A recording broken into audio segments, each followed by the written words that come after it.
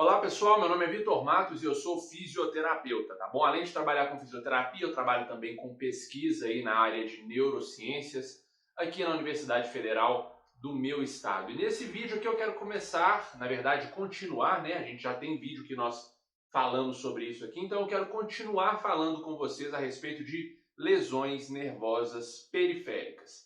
Nessa aula aqui eu quero focar os nossos olhos principalmente nas consequências fisiológicas dessa lesão aqui e também na atuação da fisioterapia em casos como esse. Ou seja, o que o fisioterapeuta ele pode e deve fazer para ajudar esses pacientes. Beleza? Então vamos lá.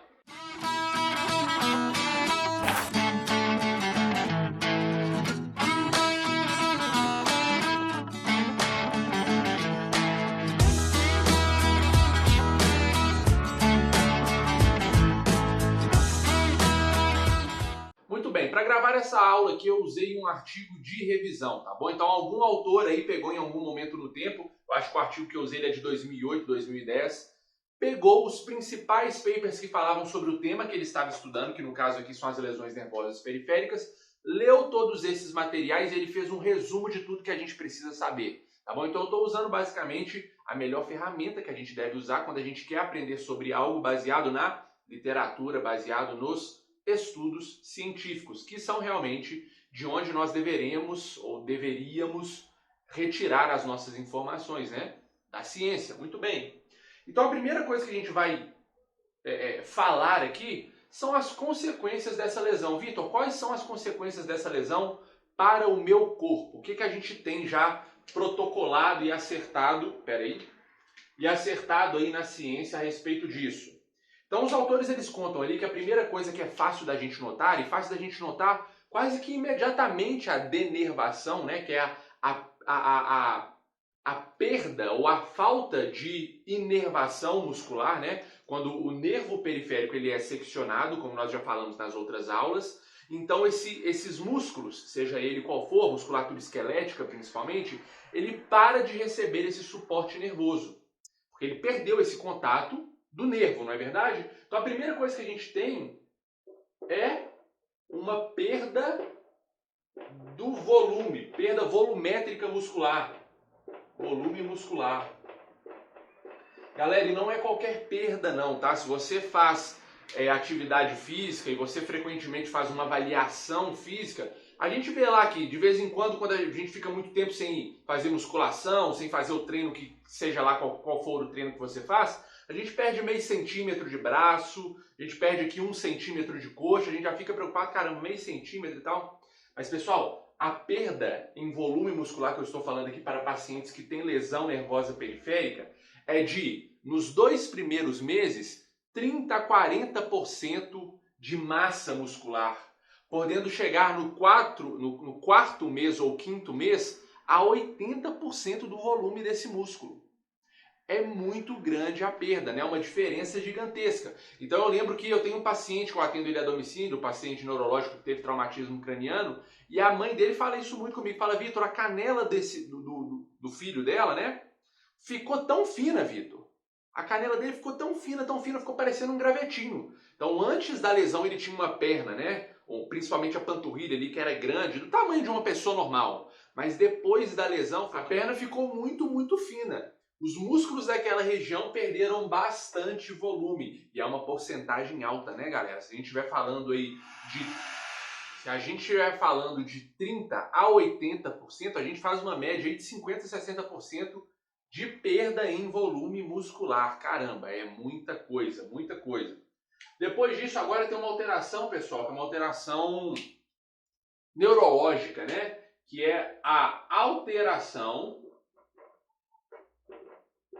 do mapa cortical, ou mapa somatosensorial, do mapa cortical. Vitor, o que diabos é isso que você está falando? Então eu vou explicar. Então vamos dizer que é o seguinte, aqui nós temos vou tentar desenhar aqui um cérebro. Beleza, pessoal? Aqui está um hemiencéfalo, uma parte do cérebro que é uma vista o quê? Vista lateral desse cérebro. E aqui, pessoal, nós temos um sulco que talvez seja o sulco principal do nosso cérebro, que é uma invaginação, que é chamado de sulco central, beleza? Sulco central. E o sulco central ele divide dois giros, que talvez sejam os giros mais importantes também do nosso cérebro, que é o giro pré-central, que é esse daqui, ou seja, está antes do sulco central, e o giro pós-central. Giro pré e giro pós-central. E nós temos um mapa, pessoal, um mapa cortical exatamente nesses giros. Quem já ouviu falar aí do homúnculo de Penfield? Então, os caras que criaram esse homúnculo aí pela primeira vez, eles descobriram que esse homúnculo ele está representado nesses giros. O que isso significa, Vitor? Vamos lá. Então, aqui no giro pós-central, que é o giro sensitivo primário, giro sensitivo primário. O que isso significa? Significa que os nossos estímulos sensitivos eles são processados primariamente nessa parte do nosso cérebro. E aqui nessa região nós temos uma divisão, uma representação específica de cada uma das partes do nosso corpo. Então significa que a sensibilidade do meu joelho ela é processada aqui. A sensibilidade da minha, vamos lá, do quadril aqui, aí da perna aqui, do joelho aqui, aí aqui da canela, na verdade, quadril, coxa, joelho, perna, tornozelo, pé e aqui rosto. Então a sensibilidade ela é dividida em cada uma dessas porções. Mas quando eu tenho uma denervação, quando eu tenho uma lesão nervosa periférica, e aquele nervo que levava ou trazia impulsos nervosos, por exemplo, do meu joelho, dos músculos que estavam ali no meu joelho, esse nervo ele é comprometido, ele é prejudicado, ele é lesado. Essa região aqui que processa a sensibilidade do meu joelho, ela some. Ela some do meu giro pós-central. Ela deixa de estar representada aqui, aonde ela deveria. Então é como se o meu cérebro ele apagasse a existência daquela parte do meu corpo, ou daqueles músculos que estão naquela parte do meu corpo, que fazem parte da parte do corpo, né? Vocês entendem? E vocês conseguem imaginar a gravidade disso? Porque é como se o seu cérebro ele não considerasse mais aquela região. E isso é uma barreira, é um desafio para a fisioterapia. Então a gente tem essa mudança do mapa cortical aqui, que meio que cria uma barreira muito grande para a reabilitação ou para os reabilitadores, porque a gente tem que mostrar para o cérebro de indivíduos que tiveram lesão desse tipo, que aquela região, sim, ela conta com aqueles músculos estão lá. Então depois de a lesão acontecer, talvez da cirurgia ser feita, né? Em muitos casos a gente precisa de cirurgia, e a reconstrução, a regeneração do nervo voltar a acontecer, né? E se a gente tiver êxito nessa questão aí da regeneração, a gente precisa botar isso como foco reabilitativo. O redesenhamento, né? Ou a representação daquela região aqui no giro pós-central. Então, os músculos que fazem parte do meu joelho, eles precisam estar desenhados aqui, para que eu volte a sentir aquela região. E a mesma coisa para o giro pré-central. O giro pré-central ele é o giro motor primário. Então, tem uma representação das partes do corpo aqui também, de cada uma das articulações. Quando eu tenho uma lesão nervosa periférica, eu perco a representação cortical e lá os fisioterapeutas eles vão precisar aplicar estímulo, para que o cérebro volte a perceber aquela região e volte a desempenhar movimento naquelas áreas ali que perderam o aporte nervoso por causa da lesão do nervo. Muito bem, como que a fisioterapia ela pode ser útil aqui? O que os profissionais eles devem objetivar e devem fazer para tratar e ajudar pacientes desse tipo? A primeira coisa, o foco desses terapeutas precisa estar na amplitude de movimento desse paciente. Então veja, depois que a lesão acontece, a gente vai ter a atrofia muscular, que ela é bem intensa, né? E essa atrofia muscular pode prejudicar o bem-estar das articulações. Ou seja, os músculos que foram atrofiados podem gerar um encurtamento do espaço articular ali por onde eles passam. Porque a atrofia foi grande demais, quase 80, 90% do volume daquele músculo, não é verdade?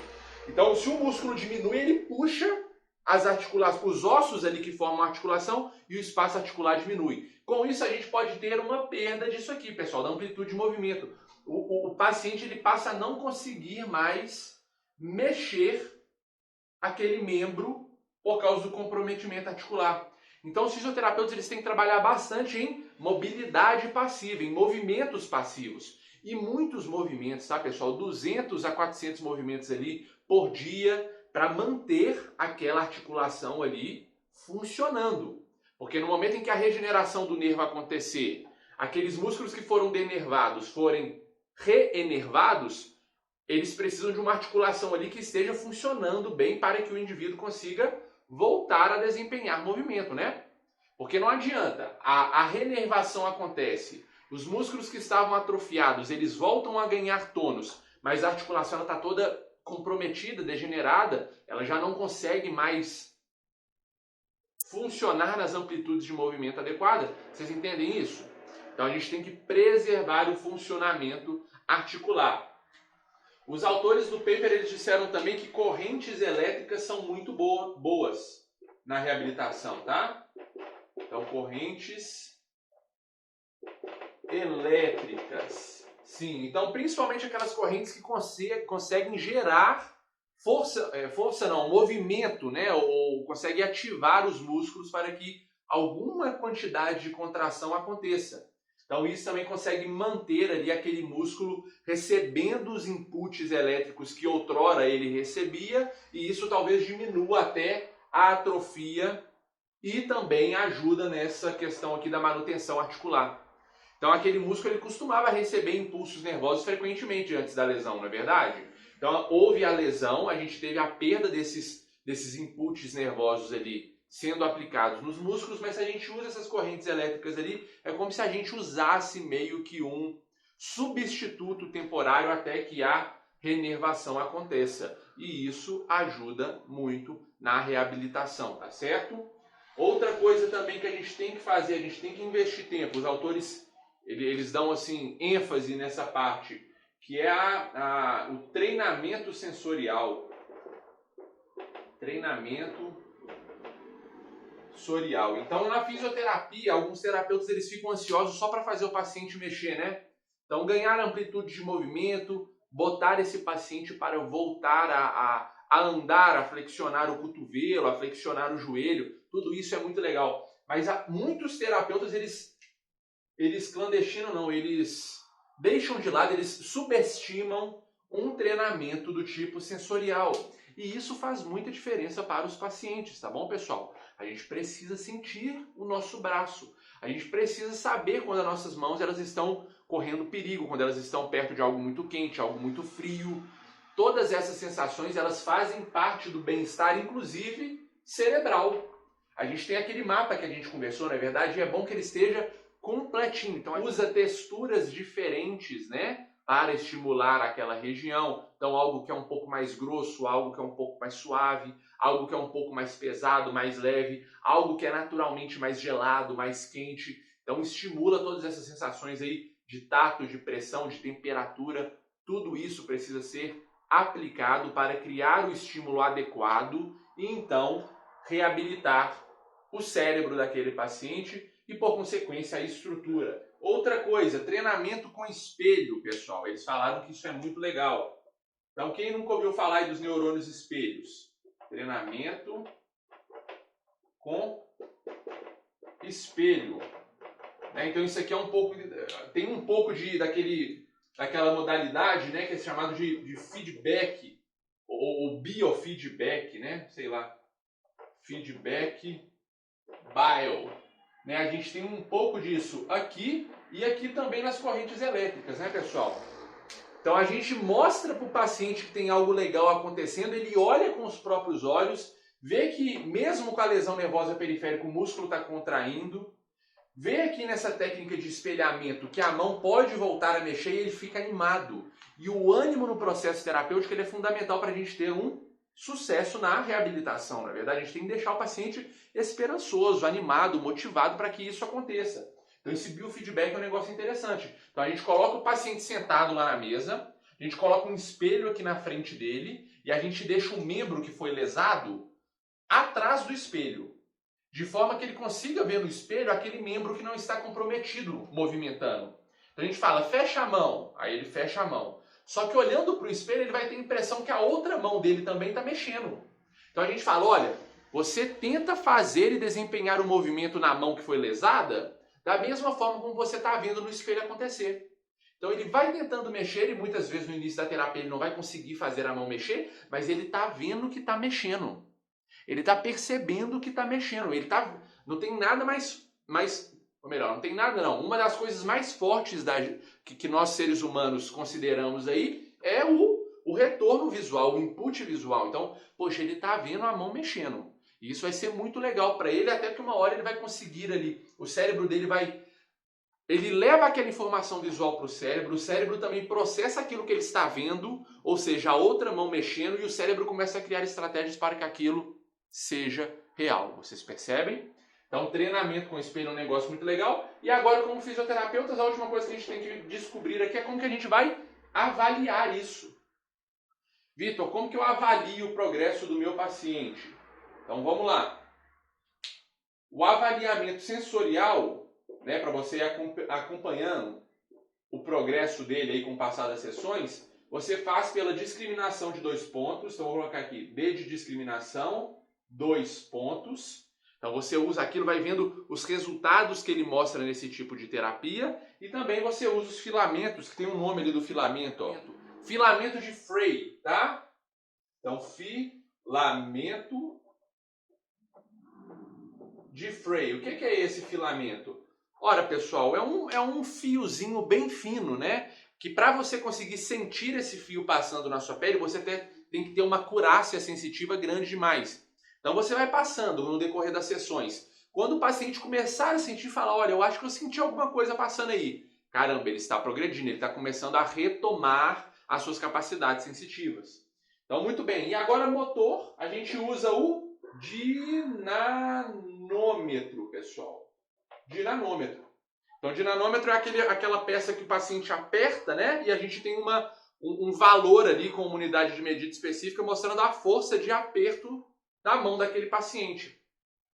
Então você começa a terapia, ele aperta e o valor dele é X. Com o passar das sessões, você vai dando o dinanômetro para ele apertar de novo. Se você estiver obtendo apenas valores maiores do que X, significa que a terapia para lesão nervosa periférica está funcionando. Beleza? Isso é tudo que eu tinha para falar com vocês nessa aula. E eu acho que com esse vídeo aqui a gente conclui todo esse conteúdo sobre lesões nervosas periféricas. Então, antes de você ir embora, não deixe de colocar aqui embaixo nos comentários a sua opinião. Me conta quem é você é um fisioterapeuta, está tentando aprender um pouco disso para atender os seus pacientes? Você é um paciente que está interessado em descobrir como que você pode se ajudar ou como que você pode trocar ideias com o seu fisioterapeuta? Me conta aqui embaixo quem é você, qual que é a sua história. Eu quero muito te conhecer. Deixe também as suas dúvidas, se ficou alguma. Eu vou me esforçar muito para resolver todas elas. E a gente se vê nos próximos vídeos. Obrigado por vir até aqui. Até lá. Tchau.